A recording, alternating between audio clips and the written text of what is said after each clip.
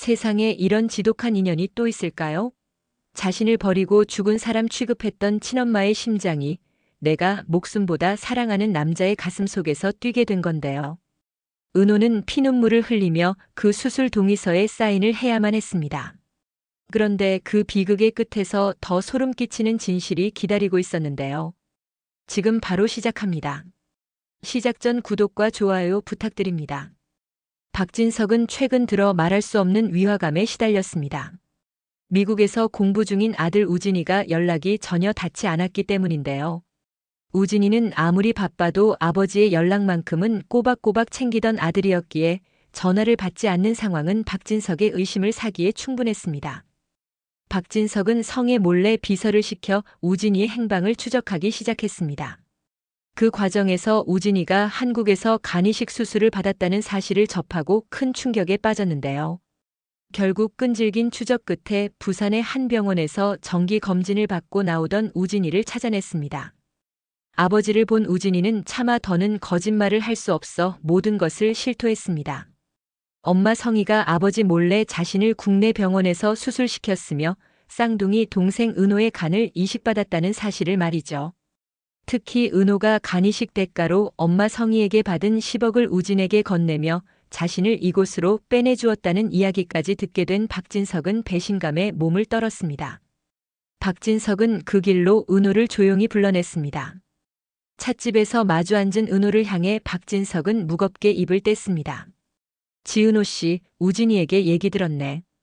당신이 내 아내 고성희의 딸이라는 게 사실인가?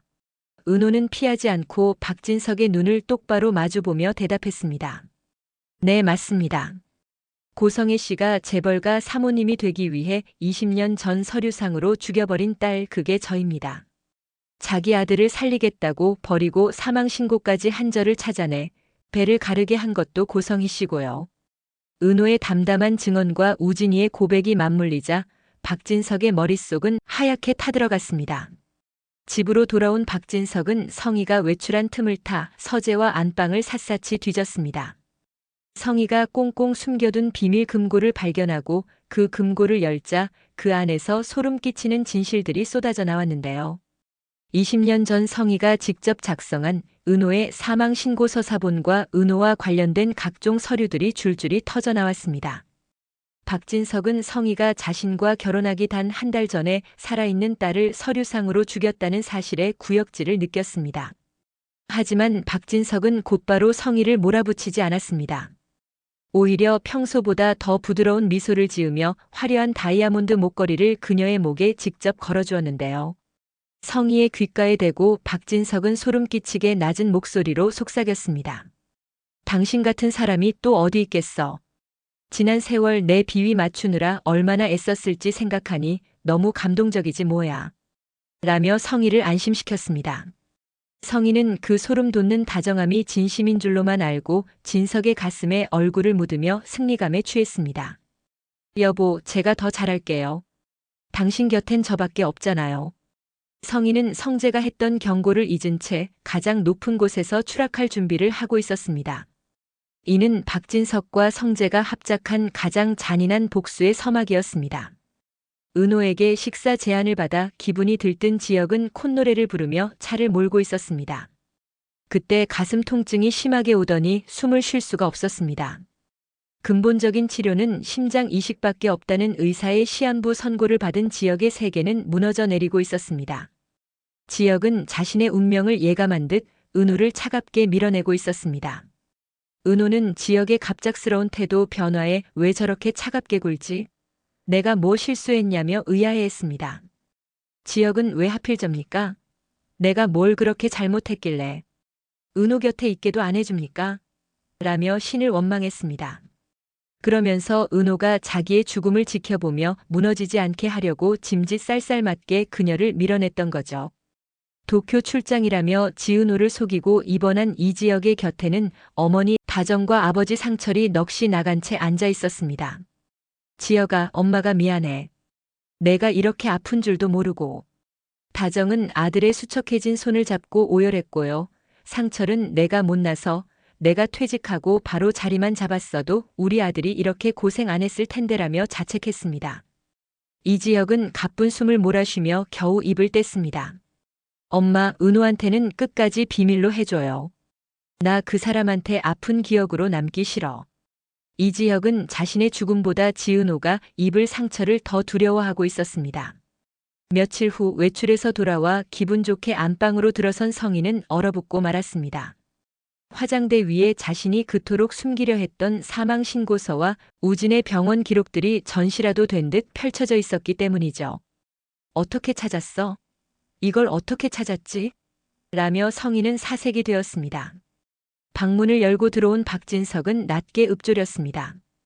우진이가 부산에 있더군. 당신이 버린 그 딸이 간이식 대가로 당신이 준 10억으로 우진을 당신으로부터 구해냈다더군. 당신 자식을 볼모로 나를 속여? 성희는 무릎을 꿇고 박진석의 바짓가랑이를 붙잡았지만 박진석은 성희의 손을 무참히 뿌리쳤습니다. 당신이 만든 그 완벽한 우주에 시체가 너무 많아. 살아있는 딸을 죽이고 아들을 병실에 가둬놓고 나를 속여? 이제 당신 자리는 이 집에 없어. 박진석은 그 자리에서 성희의 모든 카드와 계좌를 정지시켰음을 알리며 그녀를 맨몸으로 내쫓으라 명했습니다. 한편 지혁이 도쿄로 출장을 갔다고 믿었던 은호는 지혁의 책상을 정리하다가 쓰레기통에서 피가 묻은 거즈와 심장질환약 봉투를 발견했습니다. 가슴이 철렁 내려앉은 은호는 지혁이 도쿄가 아닌 병원에 있다는 사실을 직감하고 빗속을 뚫고 병원으로 달려갔는데요. VIP 병동 끝방 산소호흡기에 의지해 겨우 숨을 내쉬는 지혁을 발견한 순간 은호는 그 자리에 주저앉고 말았습니다. 지혁 선배. 이게 뭐야? 도쿄 간다며 출장 간다며. 은호는 지혁의 차가운 손을 잡고 울음을 터뜨렸습니다. 인기척에 겨우 눈을 뜬 지혁은 은호를 보고는 아픈 와중에도 억지로 미소를 지어 보였는데요. 은호야. 왜 왔어? 좋은 모습만 보여주고 싶었는데. 지혁의 힘없는 목소리에 은호는 가슴이 찢어지는 듯 했습니다. 지혁은 자신이 죽을지도 모른다는 사실보다 은호를 혼자 남겨두고 떠나야 한다는 미안함에 눈물을 흘렸습니다. 성희는 쫓겨날 위기에 처하자 결국 최후의 발악을 시작했습니다. 지혁이 심장질환으로 죽어간다는 사실을 우연히 알게 된 성희는 지혁의 병세를 이용할 새로운 계략을 짜기 시작했는데요. 지혁의 목숨을 담보로 성재를 협박해 박진석의 마음을 돌려놓으라는 악마의 제안을 준비하고 있었습니다. 성재는 지혁이 신부전으로 오늘 내일 한다는 소식에 정신이 나가 있었는데요. 성희는 그 틈을 놓치지 않고 성재를 불러냈습니다. 성재야, 지혁이 살리고 싶지? 내가 쥐고 있는 VIP 기증 리스트 순번만 바꾸면 지혁이는 당장 내일이라도 새 심장을 얻을 수 있어. 성재가 경멸 섞인 눈으로 노려보자 성희는 오히려 성재의 멱살을 잡듯 다가와 속삭였습니다. 대신 조건이 있어. 내가 아버지한테 가서 우진이가 다시 수술 후유증으로 위독하다고 말해. 그리고 우진이를 살릴 수 있는 건 나뿐이라고 내 계좌를 풀고 나를 다시 우진이 곁으로 복귀시켜달라고 빌어. 성재가 우진이는 이제 당신 안 믿어. 라고 소리쳤지만 성희는 비릿하게 웃었습니다. 안 믿어도 상관없어. 우진이 목숨은 내 거야. 내가 낳았고 내가 살렸으니까. 내가 거절하면 지혁이는 죽고 우진이는 평생 내가 보낸 감시자들 속에서 지옥처럼 살게 될 거야. 내 친구와 내 동생 둘 다 망치고 싶니? 결국 성재는 친구의 생명을 구하기 위해 그리고 동생 우진을 보호하기 위해 영혼을 판 거짓말을 선택하게 됩니다. 성재는 차마 고개를 들지 못한 채 진석의 서재로 들어갔습니다. 진석은 이미 성희를 내칠 서류를 앞에 두고 있었는데요. 성재는 떨리는 목소리로 입을 뗐습니다. 아버지, 우진이가 부산병원에서 다시 쓰러졌습니다. 수술 거부 반응이 심각해서 혼수 상태예요. 우진이가 무의식 중에 엄마를 찾으며 울고 있습니다. 진석은 아들의 말에 큰 충격을 받았습니다. 우진이가? 그 아이가 왜 또? 성재는 가슴을 짓누르는 죄책감을 억누르며 쐐기를 박았습니다. 우진이를 저렇게 만든 건 어머니지만 지금 우진이를 심리적으로 안정시켜 살릴 수 있는 사람도 어머니뿐입니다. 우진이가 잘못되면 저도 못 살 것 같습니다. 아버지, 고성희 씨 용서하고 싶으시죠? 그럼 용서하세요. 진석은 결국 성희의 카드와 계좌를 다시 풀어주었습니다. 성재는 서재를 나오며 벽을 짚고 헛구역질을 했습니다. 친구를 살리기 위해 아버지를 속이고 악마 같은 여자를 다시 집으로 불러들인 자신을 용서할 수 없었기 때문입니다. 성재의 도움으로 계좌가 풀리고 다시 저택으로 돌아온 성인은 거울을 보며 승리자의 미소를 지었습니다. 결국 성재도지 친구 목숨 앞에서는 무릎을 꿇네. 성인은 성재를 완벽하게 장악했다는 생각에 기고만장해졌는데요. 하지만 성인은 몰랐습니다. 진석이 이미 성재의 태도 변화를 수상하게 여기고 비서에게 성희와 성재의 뒤를 밟으라고 명령했다는 사실을 말이죠. 병실에서 오열하는 은호와 친구를 위해 아버지에게 거짓말을 한 죄책감에 시달리는 성재, 그리고 이 모든 상황을 비웃으며 다시 안주인 자리를 꿰찬 성희. 이들의 엇갈린 운명은 이제 돌이킬 수 없는 파국으로 향하고 있었습니다. 성희는 곧바로 부산에 있는 우진에게 전화를 걸어 서늘하게 말했습니다. 우진아, 도망가니까 좋니? 내 목숨은 내 것이 아니야. 내가 널 살렸으니 넌 내가 시키는 대로 박진석 회장의 아들로만 살면 돼. 알았니? 성희는 성재의 약점을 쥐고 흔들며 동시에 병실에서 죽어가는 지역의 이식 순번을 미끼로 더 거대한 음모를 꾸미기 시작했습니다.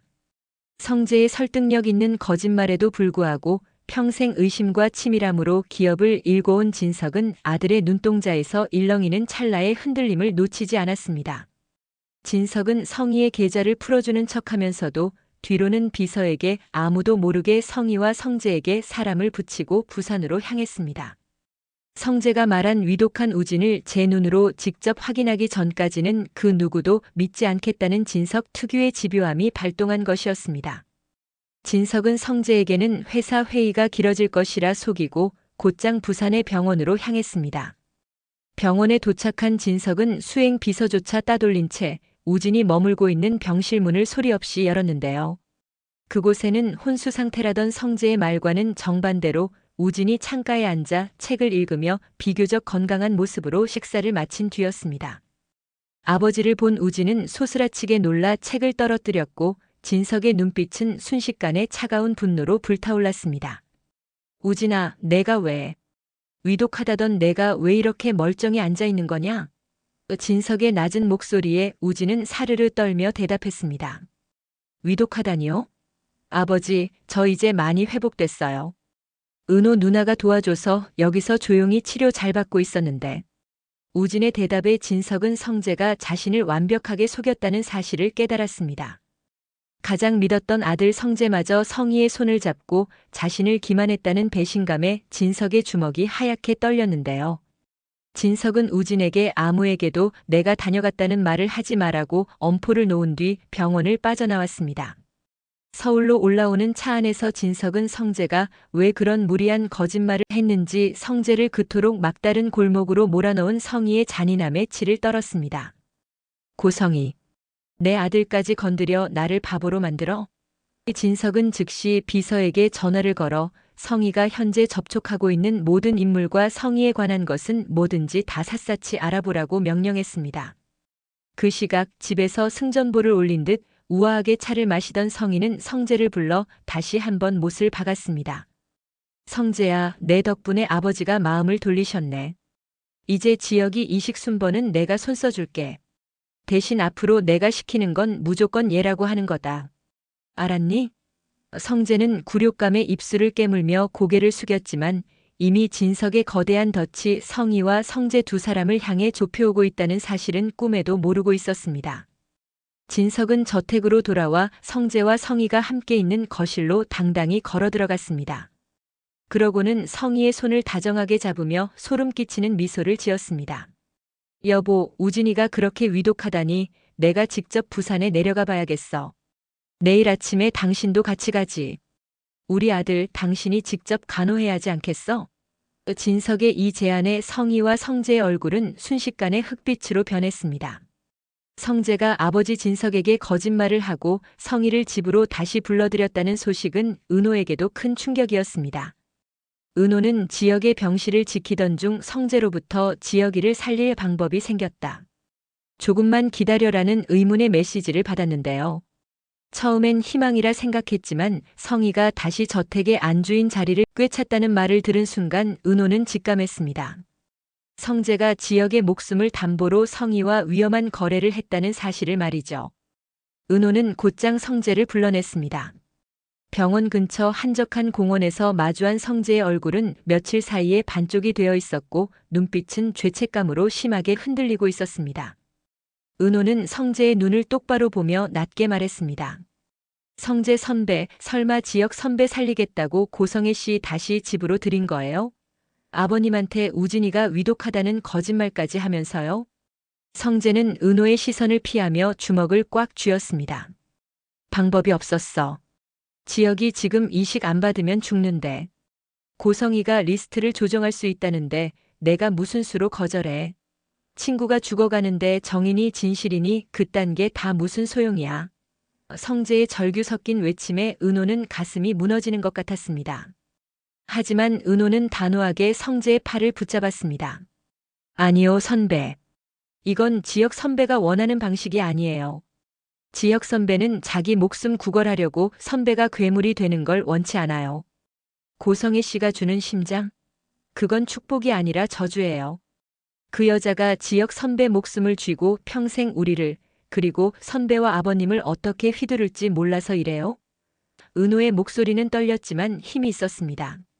하지만 성재는 은호의 손을 뿌리치며 눈물을 흘렸습니다.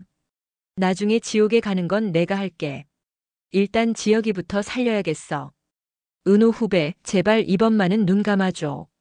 성재는 이미 이성을 잃고 성희가 설계한 늪으로 깊숙이 발을 들이민 상태였습니다. 그때 은호가 쐐기를 박듯 말했습니다. 고성애 씨는 우진이까지 이용하고 있어요. 우진이 목숨은 자기 거라고 선배한테도 그렇게 협박했다면서요? 선배가 회장님을 속인 걸 회장님이 아시는 날엔 지역 선배는커녕 선배도 끝이에요. 지금 당장 회장님께 사실대로 말하고 멈춰야 해요. 두 사람의 팽팽한 대립이 이어지던 순간 은호의 휴대폰이 울렸습니다. 지역의 상태가 급격히 악화되어 중환자실로 옮겨졌다는 병원 측의 급보였습니다. 성재는 사색이 되어 병원으로 뛰어가려 했고 은호는 그런 성재를 막아서며 말했습니다. 가도 제가 가요. 선배는 지금 병원이 아니라 아버님께 가세요. 고성애 씨가 쳐놓은 덫에서 회장님을 구하고 선배 자신도 구해야 지역 선배를 떳떳하게 볼 수 있어요. 성재는 병원으로 향하는 은호의 뒷모습을 보며 길바닥에 주저앉아 통곡했습니다. 친구의 생명줄을 쥐고 흔드는 악마 같은 새엄마 그리고 자신을 믿고 있는 아버지 사이에서 성재의 영혼은 갈기갈기 찢기고 있었습니다. 비가 억수같이 쏟아지는 밤이었는데요. 비서에게 성희의 모든 악행을 보고받은 박진석은 선을 한참 넘어버린 성희를 더 이상은 두고 볼 수 없었습니다. 박진석 회장에게 모든 추악한 과거와 현재를 들켜버린 성희는 비명을 지르며 집을 뛰쳐나왔습니다. 고성희는 덜덜 떨리는 손으로 운전대를 잡고 박성재에게 전화를 걸었습니다. 성재야, 아버지가 다 아셨어. 나 좀 살려줘, 제발. 고성희는 울부짖었지만 수화기 넘어 박성재의 목소리는 얼음장처럼 차가웠습니다. 미안합니다, 고성애 씨. 제가 해드릴 수 있는 건 거기까지입니다. 박성재는 그 말을 끝으로 전화를 끊어버렸고 고성희는 버림받았다는 공포에 질려 가속 페달을 밟았다가 빗길에 미끄러지는 트럭을 피하지 못하고 정면으로 충돌하고 말았습니다. 고성희는 화려했던 지난날을 뒤로한 채 인공호흡기에 의지해 가쁜 숨을 몰아쉬고 있었는데요. 박성재는 그 곁에서 무너져 내리고 있었습니다. 비록 자신을 속이고 아버지를 기만한 새엄마였지만 고성희와 보낸 세월이 결코 짧지 않았으니까요. 그런데 더 잔인한 건 지금 당장 심장을 이식받지 않으면 죽을 위기에 처한 친구 이지혁을 살릴 수 있는 유일한 기증자가 바로 고성희라는 사실이었습니다. 운명은 지은호를 가만두지 않았습니다. 며칠 후 병원 복도에서 박성재를 마주친 지은호는 충격적인 이야기를 듣게 되는데요. 박성재는 떨리는 눈으로 지은호를 바라보며 차마 입이 떨어지지 않았습니다. 은호 후배 고성희 씨가 교통사고를 당했어. 뇌사 상태야. 그런데 지금 이지혁 대표를 살릴 유일한 사람이 고성희 씨야. 지은호는 그 자리에 얼어붙고 말았습니다. 뭐라고요? 나를 버리고 내 배를 갈라 간을 빼앗아 우진이한테 주려 했던 그 여자가 이제는 심장을 주고 간다고요? 그 지은호는 원망과 슬픔이 뒤섞인 채 병원 벽을 치며 울부짖었습니다. 왜 끝까지 나를 이렇게 비참하게 만들어? 죽어서도 내 인생을 흔들겠다는 거야? 박성재는 수술 동의서 앞에서 손을 떨었습니다. 그때 지은호가 박성재의 손을 잡았습니다. 성재 선배 사인해요. 그 여자가 지은 죄 이렇게라도 갚게 해줘요. 지혁 선배. 저렇게 보낼 순 없잖아요. 지은호는 피눈물을 흘리며 친엄마의 죽음을 허락하는 잔인한 선택을 내려야만 했습니다. 수술실로 향하는 고성희의 침대가 스쳐 지나가는 순간 지은호는 마지막으로 고성희의 차가운 손을 잡고 낮게 읊조렸습니다. 엄마, 다음 세상에서는 절대로 만나지 말자. 그래도 지혁 선배는 꼭 살려줘. 이 한마디가 지은호가 엄마에게 건넨 마지막 인사가 되었습니다. 수술실 불이 켜지고 긴장감 넘치는 시간이 흘렀습니다. 밖에서 기다리던 지혁의 동생 수빈은 박성재를 붙잡고 우리 오빠 살 수 있겠죠? 성재 씨 어머니는 어떻게 되는 거예요? 라며 울음을 터뜨렸습니다. 박성재는 아무 대답도 하지 못한 채 수빈을 꽉 안아줄 뿐이었습니다. 몇 시간 뒤 집도의가 나와 수술이 성공적이었다는 소식을 전했습니다. 그 말에 모든 가족이 안도의 눈물을 흘렸지만 지은호만은 텅 빈 고성희의 침대를 보며 자리에 주저앉았습니다. 며칠 뒤 의식을 되찾은 이지혁이 천천히 눈을 떴을 때 가장 먼저 보인 것은 지은호의 수척한 얼굴이었습니다. 이지혁은 지은호의 손을 잡으며 물었습니다. 은호야, 나 살았어? 대체 누구 심장이길래 이렇게 힘차게 뛰어? 그 지은호는 차마 고성희의 심장이라는 말을 하지 못한 채 이지혁의 가슴에 얼굴을 묻고 대답했습니다. 그냥 선배를 아주 많이 사랑했던 사람의 선물이라고 생각해요. 이지혁은 지은호를 안아주었지만 지은호는 이지혁의 가슴에서 뛰고 있는 엄마의 심장 소리를 들으며 소리 없이 눈물을 흘렸습니다. 한편 박진석 회장은 고성희의 유품을 정리하다가 그녀가 20년 전부터 써온 낡은 일기장을 발견하게 되는데요. 그 안에는 박진석 회장이 잊고 싶어 했던 과거가 고스란히 적혀 있었습니다. 박진석 회장은 서재의 어둠 속에서 일기장을 넘기다 한 대목에서 눈동자가 심하게 흔들렸는데요. 진석 씨, 당신은 내가 지은호를 버린 비정한 엄마라고 생각하겠지? 아니, 은호는 당신이 밀어붙인 그 빗길에서 죽어간 한 남자의 마지막 유산이었어. 사실 과거 박진석 회장이 사업을 확장하며 무자비하게 하청업체들을 압박할 때 고성희의 전남편이자 은호의 친아버지는 박진석의 앞길을 막는 유일한 걸림돌이었습니다. 박진석은 그를 제거하기 위해 무리한 압박을 가했고 결국 은호의 아버지는 빗길 교통사고로 허망하게 세상을 떠났던 것이죠. 고성희는 당시 임신 중이었던 쌍둥이 중 지은호를 볼 때마다 사고 현장에서 피를 흘리며 죽어간 남편의 얼굴이 떠올라 고통스러워했는데요. 반면 아들 박우진은 박진석 회장의 부를 물려받아 나중에 복수할 칼로 삼기 위해 곁에 두었지만 남편의 형상을 쏙 빼닮은 지은호는 차마 곁에 둘 수 없어 죽은 사람으로 만들어버렸던 것이었지요. 즉 지은호를 버린 건 성희의 비정함뿐만 아니라 박진석 회장이 뿌린 악업의 결과였던 셈입니다. 박진석 회장은 일기장을 덮으며 허탈하게 웃으면서도 이 사실이 밖으로 새 나갈까봐 전전긍긍하며 서류를 태우려 했습니다.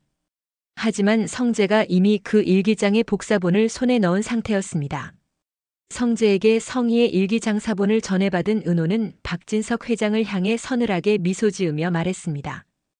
회장님, 태운다고 없어질 진실이 아니라는 거 잘 아시잖아요. 우리 아빠 회장님이 죽인 거나 다름없죠? 그리고 엄마는 그 죄책감 때문에 나를 죽은 사람으로 만든 거고요. 박진석 회장은 당황하며 내가 뭘 안다고 그러느냐, 그건 불행한 사고였을 뿐이다라며 변명했지만 지은호의 서늘한 눈빛 앞에서는 더 이상 입을 뗄 수 없었습니다.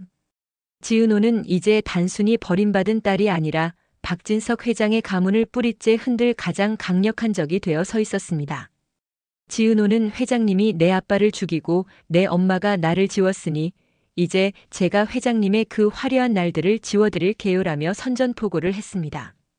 심장 수술 후 회복 중이던 이지혁은 지은호의 변화를 감지하고 깊은 근심에 빠졌습니다.